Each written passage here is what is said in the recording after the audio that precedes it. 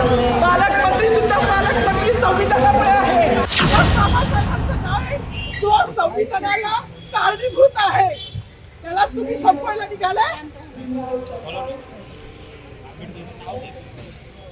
पालकमंत्र्यांची फार मोठी चूक आहे मॅडम, माफी मागणार नाही, पण पालकमंत्र्यांची ही चूक पदरात घ्यावी.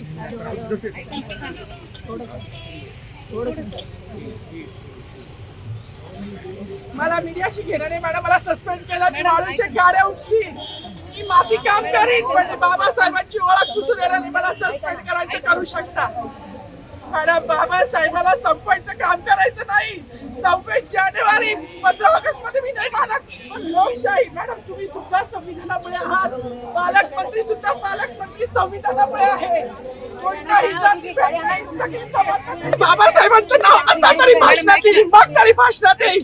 ज्या लोक संविधानाला लोकशाहीला कारणीभूत नाही त्यांची नावं वारंवार घेतली गेली, मग जो संविधानाला कारणीभूत आहे तो प्रजासत्ताक दिनाचा जो मानकरी आहे त्याचं नाव भाषणात का नाही.